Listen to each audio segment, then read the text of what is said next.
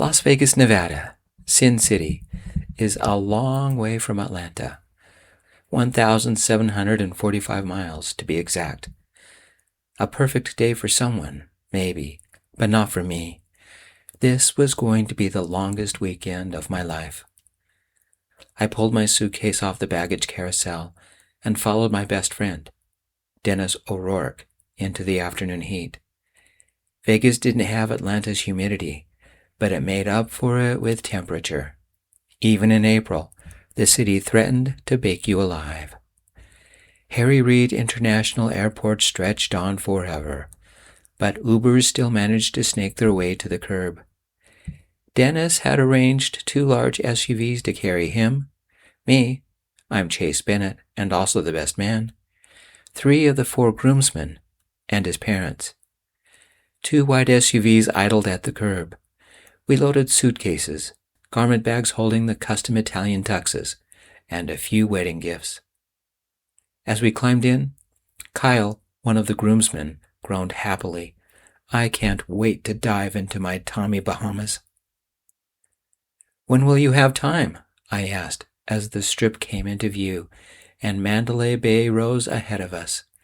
43 floors, nearly 500 feet tall, a gold glass monolith shimmering in the sun. One of the premier wedding and convention hotels in the city. 7 wedding venues, 169 event halls, from ballrooms to exhibit spaces. 11 acres of beach, complete with an outdoor stage, a 1.6 million gallon wave pool, a lazy river, and an indoor shark aquarium. And a resort fee that could make a grown man cry. It wasn't just a hotel. It was a water park, casino, and wedding factory hybrid. Kyle leaned forward between the seats. "Did you know they have an adults-only beach? The Moorea Beach Club? It's topless." He rubbed his hands together, grinning wider than any man had a right to. "Guess where I'm spending my days." Within the hour, we pulled up to Mandalay Bay's entrance. 3 wings of gold glass, an army of palm trees, a massive fountain, and bellhops who literally ran to grab our luggage. When one reached for my guitar, I said, "I'll take that." I stepped inside the massive building and stared upward. The ceiling looked tall enough to fit the Georgia State Capitol dome inside it. Dennis picked up our key cards, and for the first time since I'd known him, the man looked nervous. As we stepped into the elevator, I asked, "You okay?" Dennis looked at me, letting his guard slip for once. "I can't believe it's happening. 3 days, and I'll be married." "Having second thoughts?" I asked. Dennis sighed. "Is that normal?" "I don't think there's ever been a groom who didn't think that." Dennis didn't speak after that, leaving me alone to my own darkness. I had a secret I dared not share with my best friend. One that could ruin my life, and his brother's. Dylan was the 4th groomsman and wouldn't arrive until tomorrow. 4 years younger than the rest of us. The guys had been vocal about excluding him. Kyle complained that Dylan was too young to drink and would ruin their fun. At 20, he couldn't participate in anything the guys wanted to do. He still went to college, was a sci-fi geek, and, in their eyes, the worst sin of all, Dylan was gay. The lone gay man among a crowd of confirmed heterosexuals. That meant no drinking, no topless dancers, and everything had to be, as Kyle put it, kiddie-proofed and gay-friendly. Might as well rent a bubble castle. Dennis had said that his parents insisted. It would look bad for the family, blah, blah, blah. I had other reasons for not wanting him around. I fell for Dylan, and not in a little high school kind of thing, but a complete psychotic break from life. I'm straight. So why am I crushing on my best friend's little brother? Hey friends, I'm Gio, and my cohort is Bentley. Grab a drink from the fridge and join us for this week's tale. Please hit the like button. It will make Bentley's day, and you might get a tail wag out of it. Chapter 2. The wedding rehearsal went smoothly, except for one little incident. The rehearsal was humming along. Everyone was relaxed. The officiant was doing their thing. And then Dennis spotted the photographer with the ferocity of a Rottweiler. The poor man wore sandals and board shorts with flamingos on them, a camera strap that looked like it survived 3 wars and was covered with at least a dozen band pins. Dennis froze like he'd seen a crime scene. Then he erupted, not loud enough to cause a casino security incident, but loud enough that every bridesmaid stopped breathing. "Are you kidding me?" he said, his fury quietly lashing out. "This is a wedding rehearsal, not a beach barbecue. You're supposed to be a professional. You can't show up looking like you just crawled out of a Jimmy Buffett concert." The photographer, unfazed, shrugged. "It's Vegas, man, and besides, I'm not in the pictures." Which only made Dennis angrier. "Not my Vegas, not my wedding. Go put on some pants." I had that sinking feeling of, oh no, this is only day 1. Stephanie rubbed her temples. Her dad whispered, "Is he always like this?" Kyle muttered, "Dude, who cares? It's 110 degrees. Let the man have toes." Good thing Dennis doesn't have heat vision, otherwise Kyle would have been a pile of ash. Later, everyone was at the rehearsal dinner, except Dylan. His mom mentioned something about he had midterms and would be joining tomorrow. The stress I'd been holding in my neck eased, but the guilt did not. At the rehearsal dinner, I only half listened. Instead, I wrote a list in my notebook. A best man is responsible for a lot. DJ setup, dry cleaning, bachelor party, bring toast, check tuxes are at the venue, wake up for wedding by 7:30, wedding lineup 10 minutes before 10. Practical things. I sat back, thinking. Dennis was talking quietly with his bride, Stephanie Whitley. I remember the last time I saw Dylan. My heart ached. 2 months ago, just after Valentine's, Georgia State had an alumni basketball game. A normal game, just with discounted tickets for alumni. Dennis and our friends went. Dylan and his friends were supposed to join us. He sat in the row in front of us. In front of me. Close enough that I could smell his cologne, smell the pizza he was eating, hear his laugh. Brown hair with blonde highlights, sensitive eyes that smiled, a voice full of life. He was free, passionate, and my heart ached. I was straight, so why did I yearn to talk to him? What did his lips taste like? Run my fingers through his hair, feel his arms about me. Why did it hurt to be away from him? If I was going to function this weekend, I couldn't be near the man I loved? Could I call it that?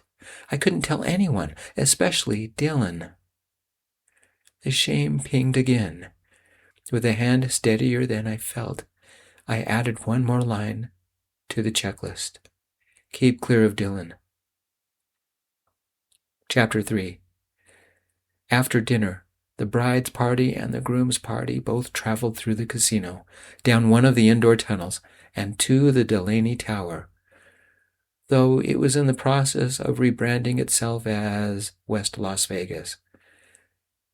We took the elevator to the top.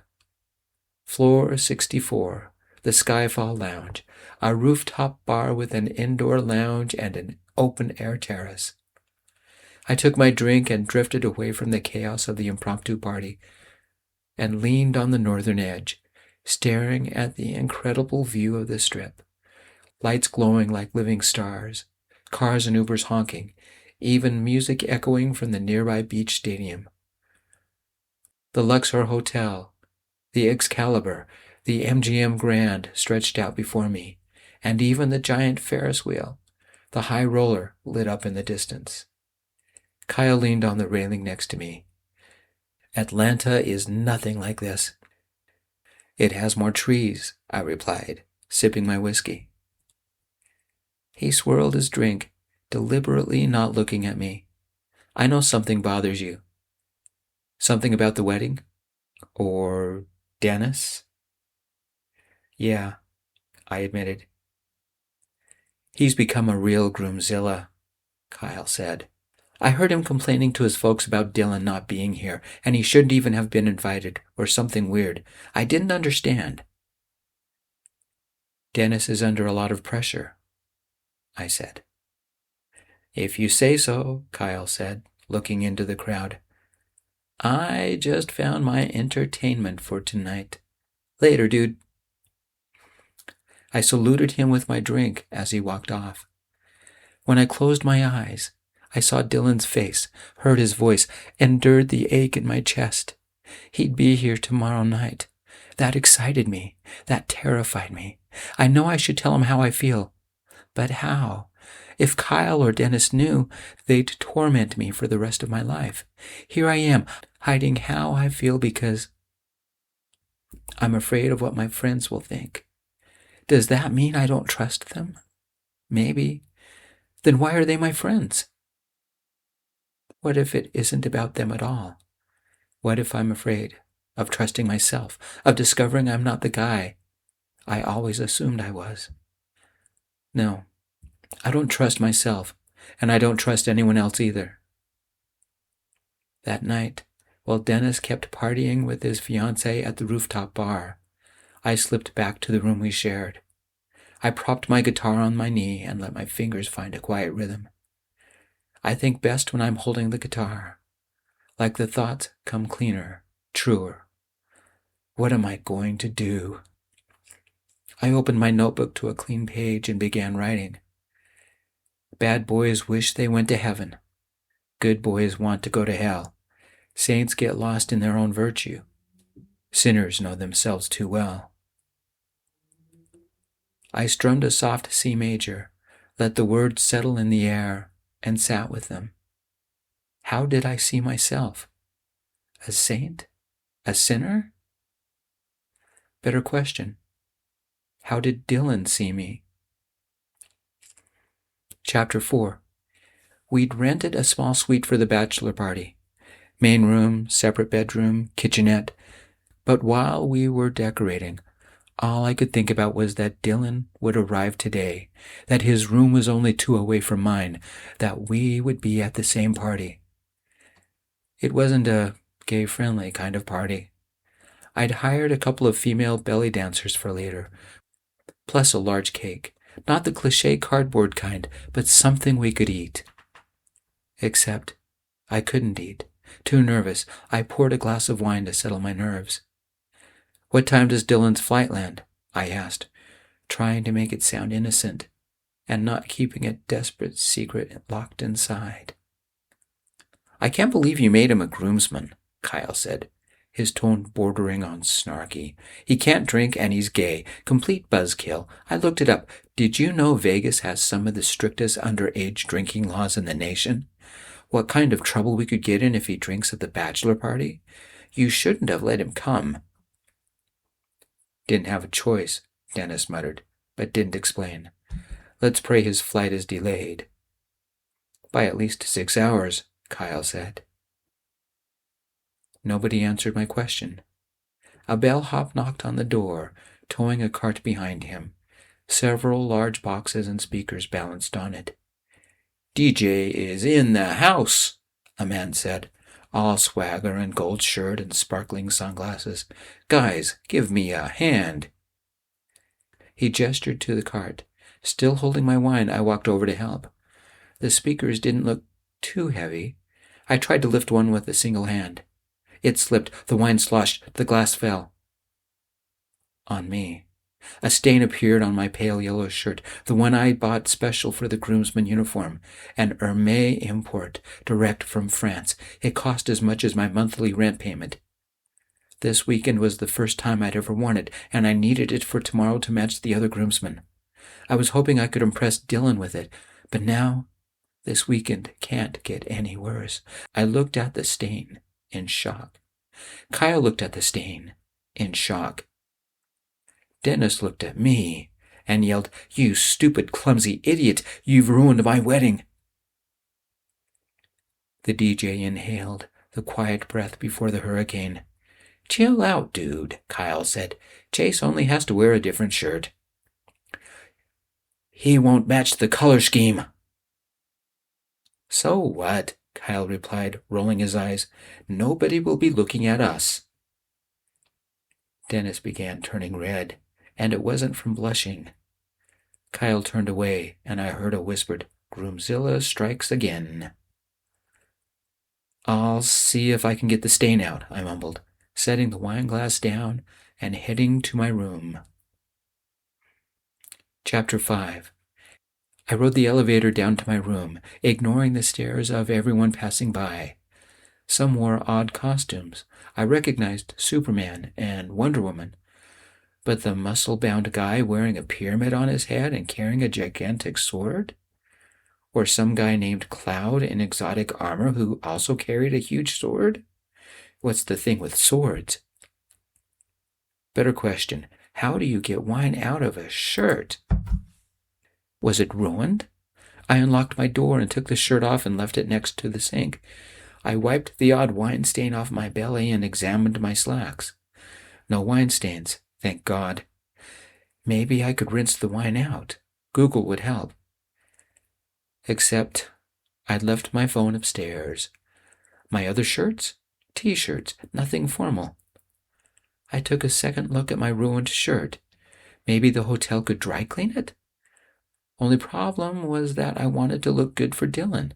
Stupid, right? He had no idea how I feel. He would think me a creep, or worse, if I told him. I found myself sitting on the bed, staring out the window. Life is hopeless. Face it, I'm a coward. 3 knocks sounded at the door. Chapter 6. I looked up. No one was expected. A second knock. Then a voice came through the door. "Dennis is looking for you, don't know why." Dylan's voice. My heart went straight into panic mode. Dylan was here, knocking on my door? Before my brain could form a single rational thought, my body was already moving. I ran to the door and flung it open. There he was. Dylan. Brown hair with sun-caught blonde streaks. Eyes that always seemed to be holding a smile. Dylan, the man who could make a supposedly straight guy's entire nervous system light up like a warning panel. I'm straight, I told myself again, but it felt flimsy, like a line I'd rehearsed too many times. "Dennis needs you," Dylan said, completely unaware of the storm detonating behind my ribs. Could he hear my heartbeat? Could he see how unsteady he made me? "Say something, anything." My gaze flicked to the counter, the stained shirt lying there like evidence of my unraveling. "Do you know how to get wine stains out of shirts?" "Of course you do. You're gay." The words escaped before I could stop them. Oh no, did I really just say that? I sound like a stereotype machine, or worse, an insensitive idiot. Dylan's eyes drifted to my chest. Right, I wasn't wearing a shirt. He crawled up my neck. Would he think I was being inappropriate? Was I being inappropriate? Why was I suddenly aware of every inch of my own body? Dylan gave a small, amused smile. Not offended, not flustered, just Dylan, and walked past me into the bathroom to look at the shirt. Should I grab a shirt now? Would that seem rude, or obvious, or desperate? Was I sweating? He picked up the shirt, dabbed at the stain with a towel, then said, "I need to get something," and slipped out the door, leaving me standing there, shirtless, heart pounding, wondering what on earth I had just done. I took a breath to think. Shirt. I grabbed one from my suitcase, a vintage black Nirvana tee. Oh God, what do I do? Offer him a drink? Call room service and order pizza? Nachos? Just as I pulled the shirt over my head, the door opened again. Dylan returned carrying a small travel-sized bottle of hydrogen peroxide and a light blue button-up. "What's that for?" I asked. Dylan tossed me the shirt and headed straight for my ruined yellow one. "Hydrogen peroxide is a stain lifter. We'll let the chemical do the work, then you'll send it to the hotel's overnight dry cleaning service. It'll be better than new. Go change."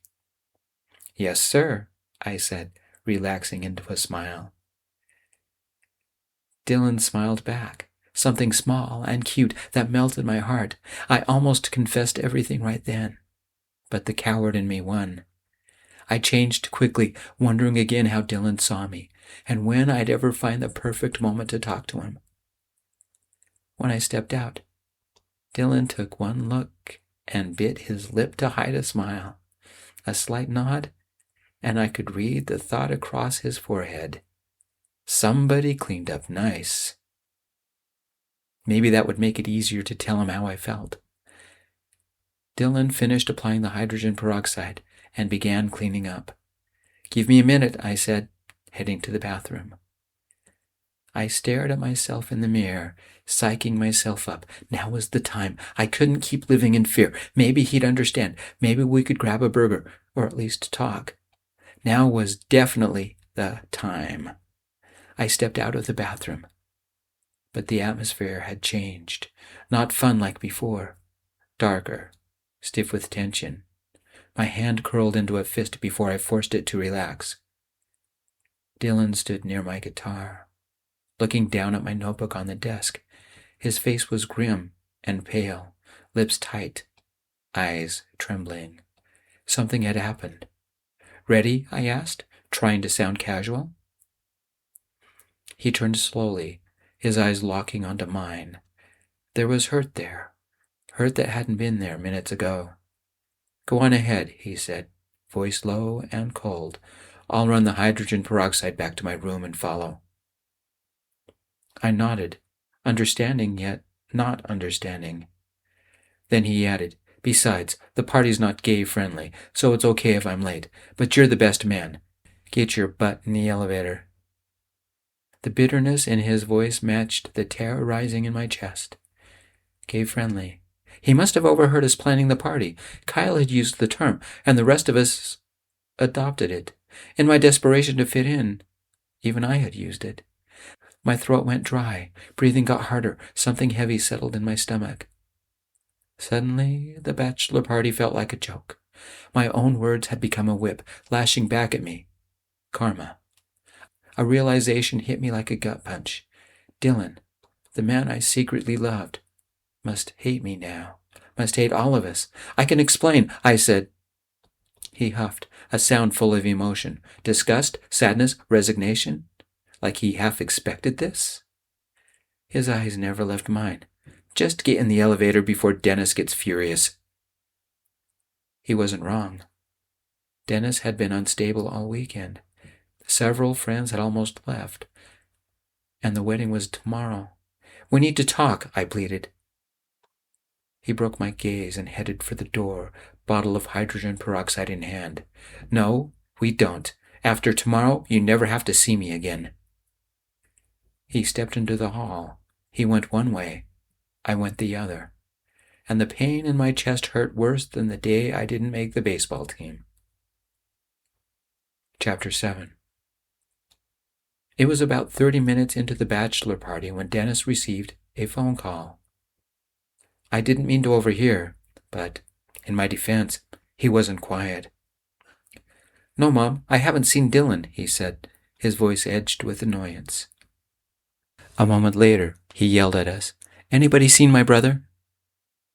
I still felt guilty. What had I done?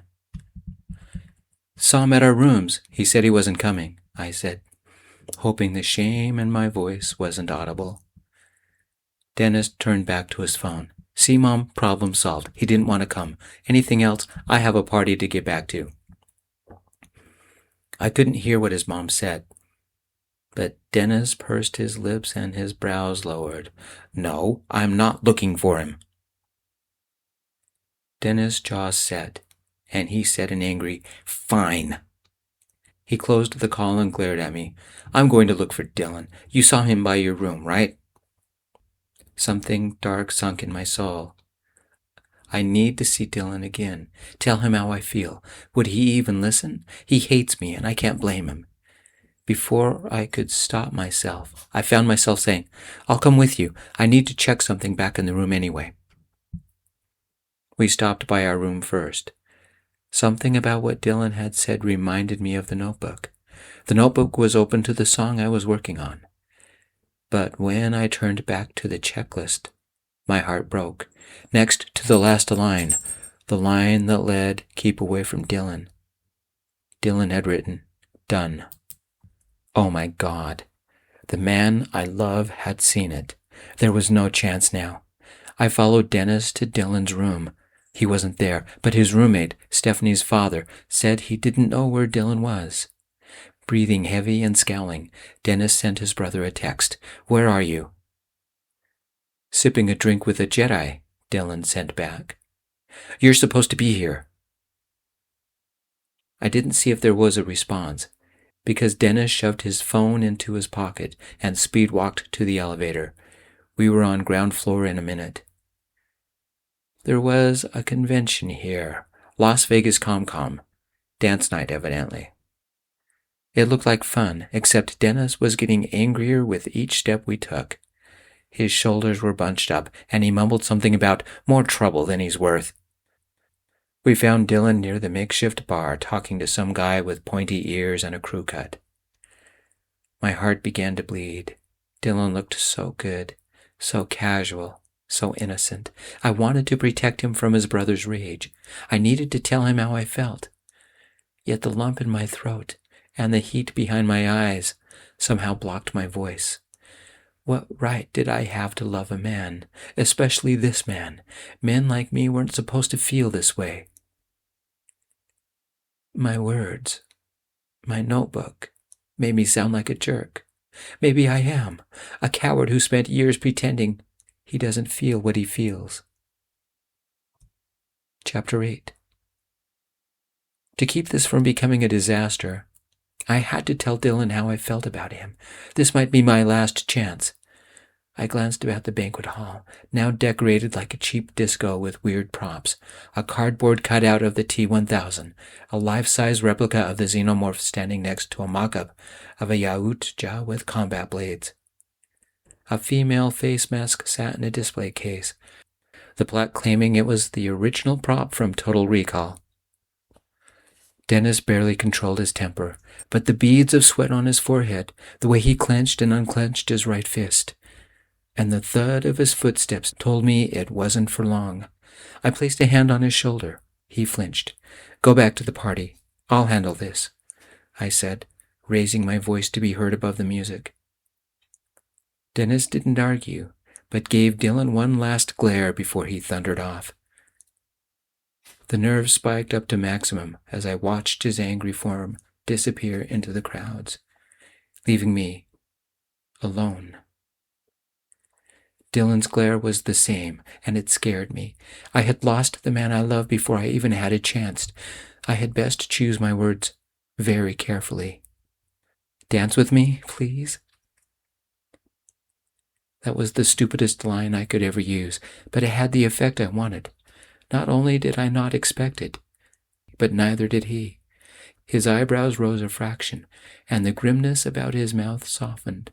Not quite smiling, but not severe anymore. I stepped closer, not sure if I was overstepping boundaries.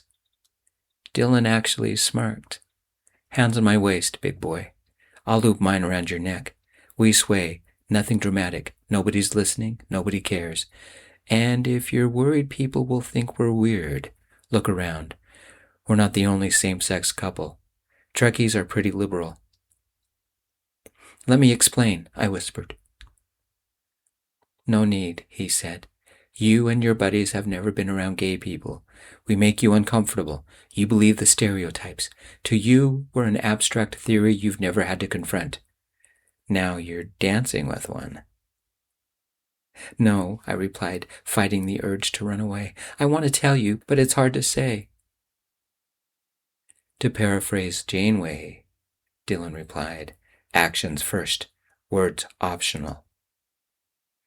I paused, so anxious that my hand trembled. The disco lights flickered across his face, making the moment enchanted. His hands were behind my neck, loosely clasped. Dylan had relaxed into the moment, his eyes warm as he stared into mine.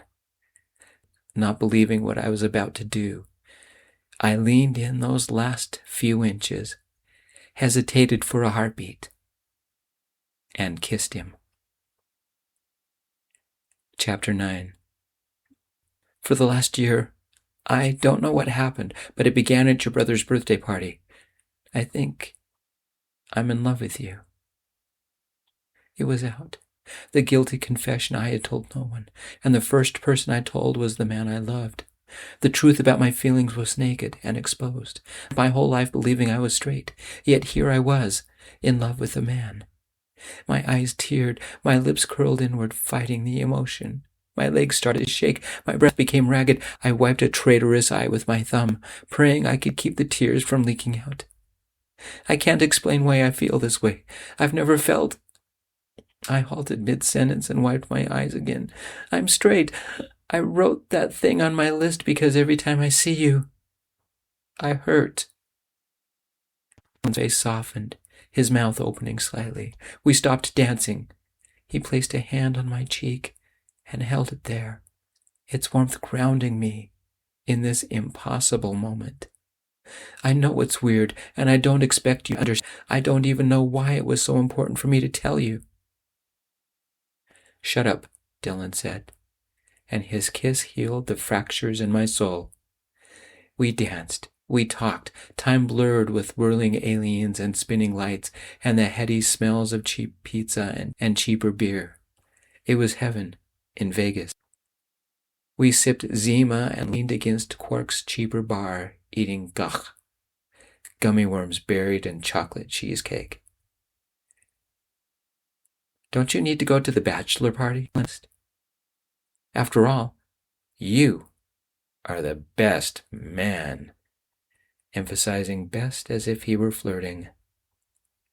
Chapter 10. Dylan and I stood outside the small suite, the bachelor party in full roar.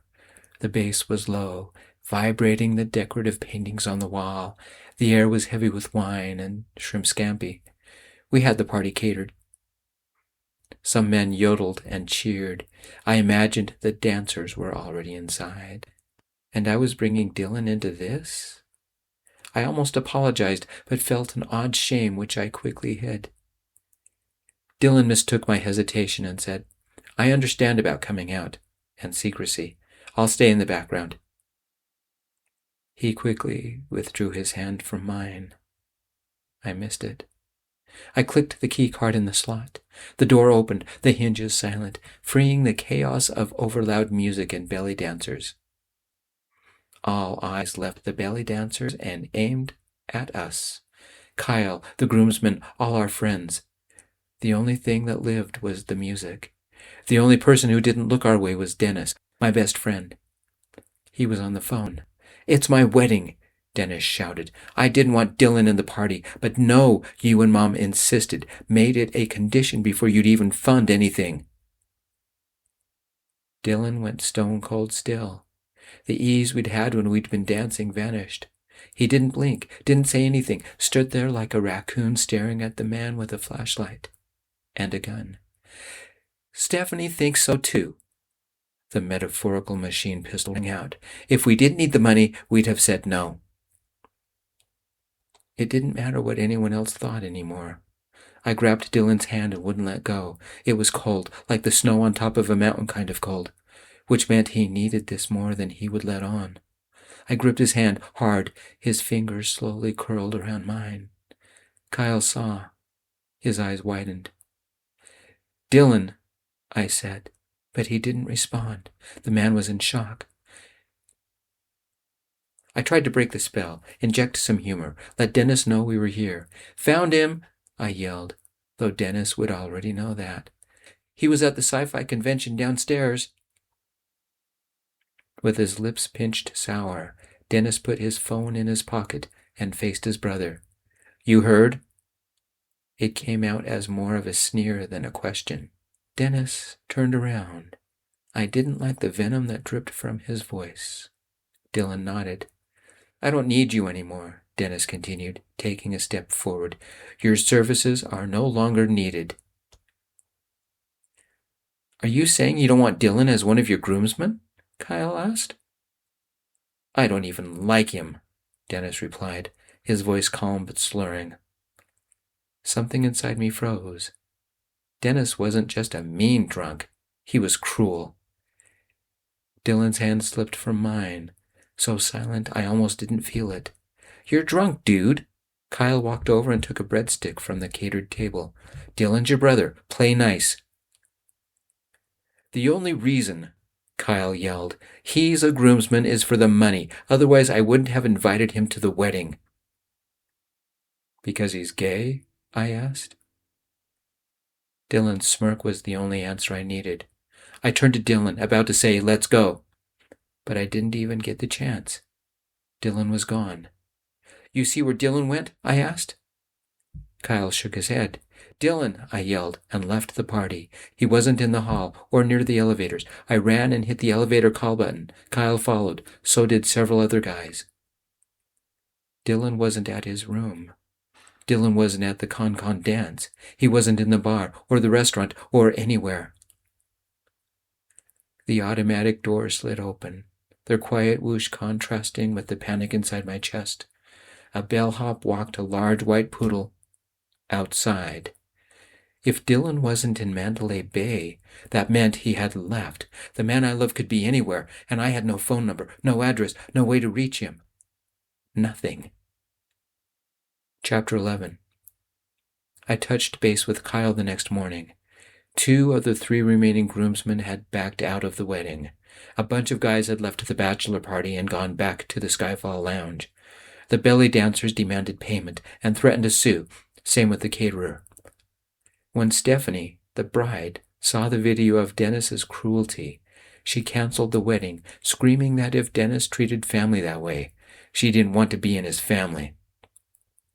Dylan never showed up. I kept checking his room. He hadn't shown. I tried to get his number, but Dennis refused to talk to me. I felt odd asking their parents. Kyle never had it. We were due to fly back Monday morning. By Sunday night, no one had heard anything. Dylan and Dennis's parents were furiously cold, demanding that Dennis pay them back everything they had invested. I'm not sure if they were worried about Dylan or just about the money. Dylan never responded to their calls or texts. No one knew anything. They reported him as a missing person. It went nowhere. It only took the police 30 minutes to determine he'd already returned to Atlanta and wasn't missing. Simply gone, flown away, fleeing the chaos and cruelty of the weekend. I would have done the same. The ache in my soul paralyzed me.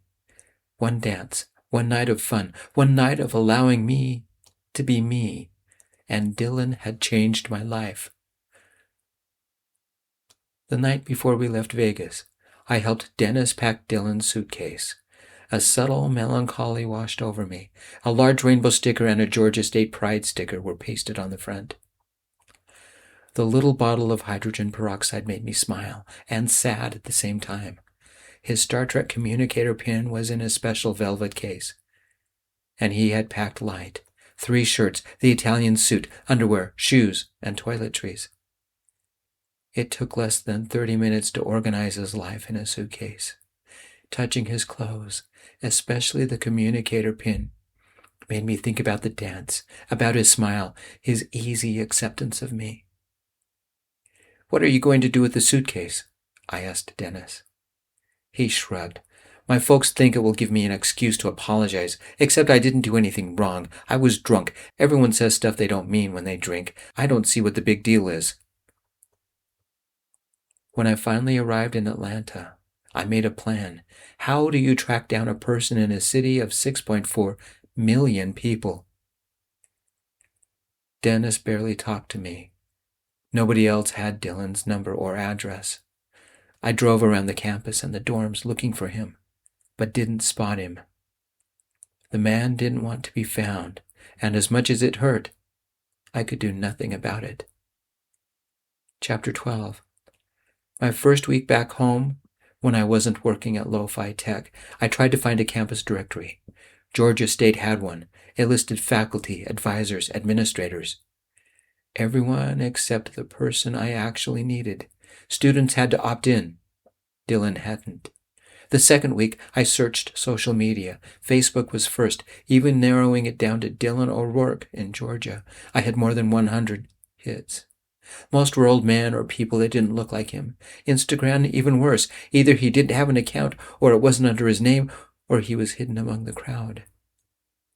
Week 3, I called the airlines and lied, saying I still had his bag and would they give me his address so I could deliver it.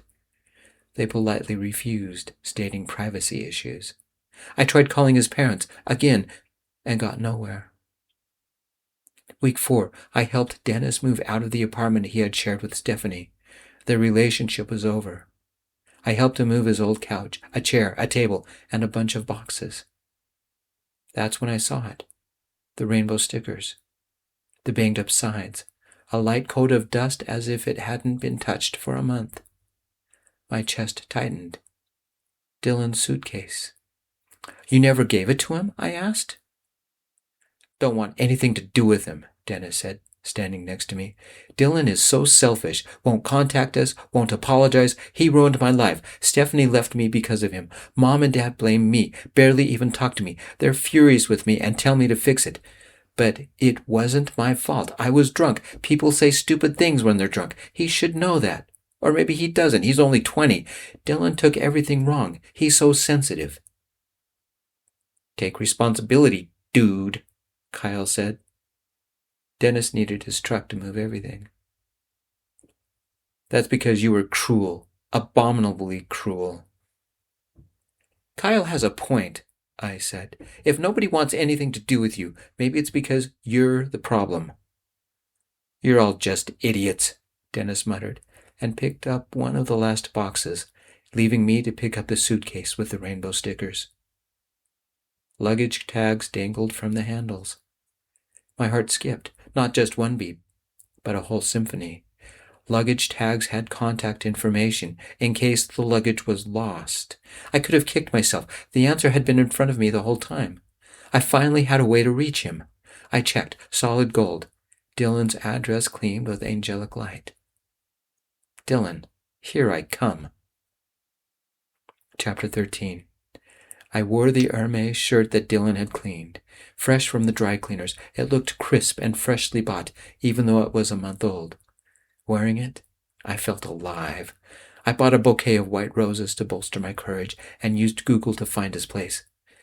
You know how butterflies are supposed to flutter in your stomach? I think they were vultures. My shoulders felt as solid as bowling balls, and I began to sweat. I pulled up to his dorm and exhaled. I hadn't been this nervous since I'd gone on my first date. My hands trembled as I got out of the car. The air smelled of old socks. And I hadn't even gone inside. It was a cloudy day, threatening rain. It often rains in Atlanta. I walked inside, climbed the stairs to the second floor, and found his room. I hesitated, suddenly afraid to knock. Would he remember me? It's only been a month. Of course he'd remember me. Would he still care? Would he remember the night we danced and kissed? That night had changed me. I wasn't afraid to admit that I loved a man, that I loved Dylan. One thing I regret, I'd never asked him out. Would he go out with me? I knocked on the door, softly, breath trembling. The door opened. It wasn't Dylan. Of course he had a roommate. Skinny guy, glasses, blonde hair that looked like it hadn't seen a comb since Christmas. It was a dorm, not Fashion Week. The words tumbled out, a chaotic jumble of emotions I barely understood. Is Dylan here? I need to see him. We met in Las Vegas, and I want to ask him if he'd go out with me. If he's not here, I can wait. The man looked at me as if I spoke Swahili, then smiled, but it was a sad thing without any joy. I'm sorry, but Dylan moved out over 2 weeks ago. I leaned against the doorframe. Once again, I'd failed. Tears choked my throat. I couldn't speak. The roommate placed a hand on my shoulder. You came all the way from Las Vegas to see him? Didn't have his number. Stupid, right? He disappeared inside and reappeared a moment later holding a scrap of lined notebook paper. Don't give this to his folks. They're not on his Christmas card list any longer. The paper held his new address. Thanks, I yelled, running to the stairs, leaping down them and out to my car. I don't remember the drive. It wasn't far, maybe 5 blocks. Once again, I forgot to breathe. Once again, I found the door. I was too out of breath to be nervous, so I knocked. What if he didn't want to see me? Everything I'd hoped for would end at this door. I wanted there to be something between us, maybe needed it. Oh God, I sound like I'm back in high school. Once again, his roommate, this time a big guy with dark hair, answered. Before he spoke, I asked, Is Dylan here? The man looked at the bouquet, the nice shirt, the desperation written across my face, and he smiled. His class is over in 30 minutes. I'm working on a very important final draft. Otherwise, I'd invite you in. You can wait out here. I paced in front of the door, checking my phone every 30 seconds. The clock moved too slow. Finally, I sat down and watched random recipe videos about how to build a lasagna. I heard his footsteps and looked up. My heart began beating fast. My breath became faster. Dylan was there. Brown hair a little longer than a month ago. Blonde highlights gleaming in the light. Was I overstepping boundaries? Would he be happy to see me? What if he wasn't? What if he told me to go away? What if he thought I was stalking him? Dylan looked up, fixing his gaze on me, meeting my own. I smiled and then bit my lip. What if the magic we shared a month ago had disappeared? What if it was all one-sided? Dylan nodded, and then his smile was like the sunrise breaking over the horizon, bright, beautiful, and full of promise.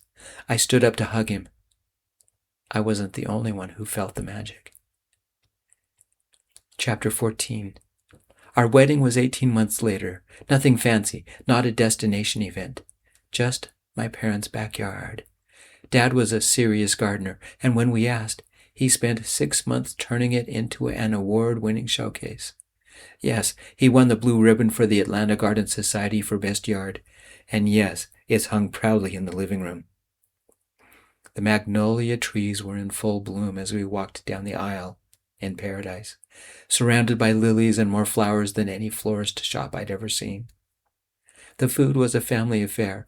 My mom and Dylan's mom were in charge and were helped by almost every relative. The cake?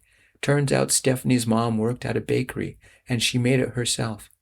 3 tiers, white chocolate, white roses, a masterpiece that made me tear up, especially at the twin grooms in white standing atop it. Our wedding was a small event. Only 40 people could comfortably fit. We wore white tuxedos with white chrysanthemum boutonnieres, and Kyle was our best man. He finally got to wear his Italian suit. Our wedding wasn't as fancy as Vegas, but neither of us wanted the dad either. It was simple and beautiful and filled with love. Every time I looked at Dylan, I remembered the night we first danced. We first kissed.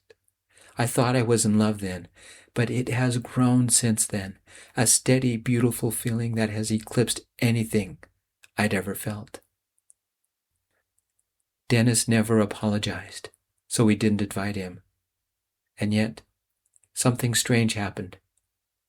After our vows and before the reception, while the photographer was taking pictures, Dennis appeared. He wore his suit and set a silver-wrapped box the size of a microwave oven on the gift table. We hadn't spoken to him. Not since Vegas.